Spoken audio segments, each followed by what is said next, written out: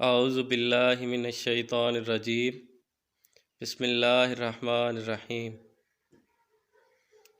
سلطان محمود غزنوی ایک بار دربار میں بیٹھے تھے۔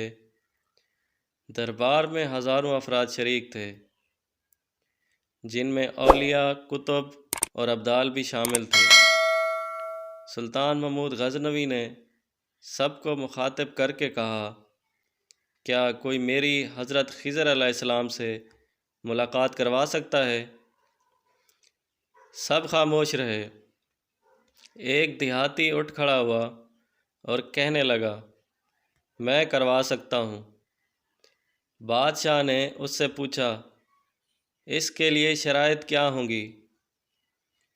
دیہاتی کہنے لگا، 6 ماہ تک دریا کے کنارے چلہ کاٹنا پڑے گا، لیکن میں ایک غریب آدمی ہوں، میرے گھر کا خرچ آپ کو اٹھانا پڑے گا۔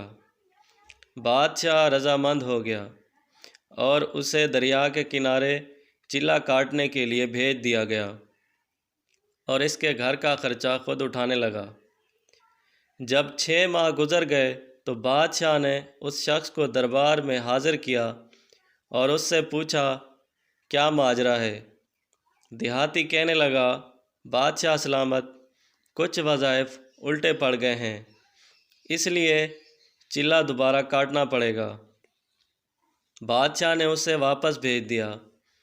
جب پھر سے 6 ماہ گزر گئے تو اسے دوبارہ دربار میں حاضر کیا۔ ہزاروں لوگ جمع تھے۔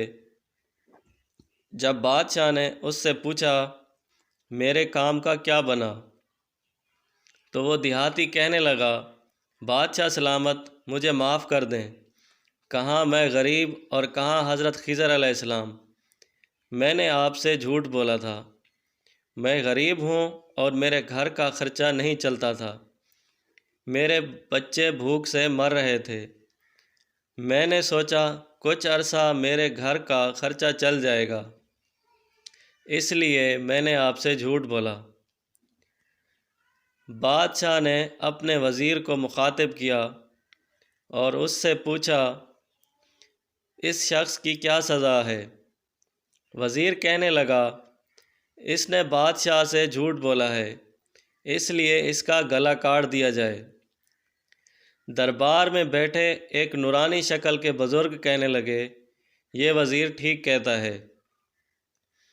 بادشاہ نے اپنے دوسرے وزیر سے پوچھا تو وہ کہنے لگا، اس نے بادشاہ سے جھوٹ بولا ہے، اس لیے اس کا گلا کاٹا جائے، بلکہ اس کو کتوں کے آگے ڈال دیا جائے تاکہ یہ ذلیل ہو کر مرے۔ دربار میں موجود وہی بزرگ بولے، یہ وزیر ٹھیک کہتا ہے۔ پھر بادشاہ نے اپنے غلام ایاز سے پوچھا، تم بتاؤ اسے کیا سزا دی جائے؟ ایاز کہنے لگا، بادشاہ سلامت، 1 سال تک آپ کے خزانے سے ایک غریب کا خرچہ چلتا رہا، اس سے آپ کے خزانے میں کوئی کمی نہیں ہوئی اور نہ اس شخص کے جھوٹ بولنے سے آپ کی شان میں کوئی کمی آئی ہے، میرے خیال سے آپ کو اسے معاف کر دینا چاہیے۔ ایاز کی بات سن کر وہی بزرگ بولے کہ ایاز ٹھیک کہتا ہے۔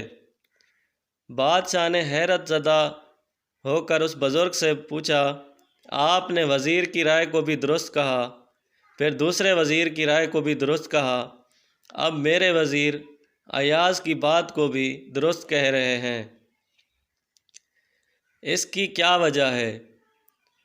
بزرگ کہنے لگے، پہلا وزیر ایک کسائی کا بیٹا ہے اور کسائی کا کام ہے گلا کاٹنا، اس نے اپنے کام سے متعلق رائے دی، غلطی اس کی نہیں، آپ کی غلطی ہے جو آپ نے ایک کسائی کو وزیر بنایا۔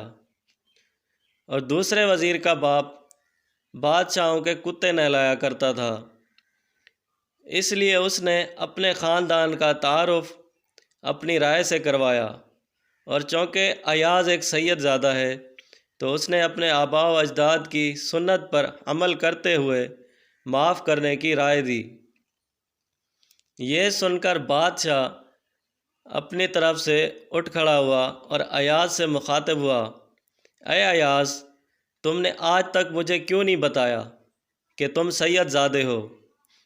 ایاز مسکرایا اور کہنے لگا، جب اس بزرگ نے میرا راز فاش کیا ہے تو میں بھی ایک راز سے پردہ اٹھاتا چلوں۔ بادشاہ سلامت اور اے درباریوں، یہ کوئی عام بزرگ نہیں ہے بلکہ یہی حضرت خضر علیہ السلام ہیں۔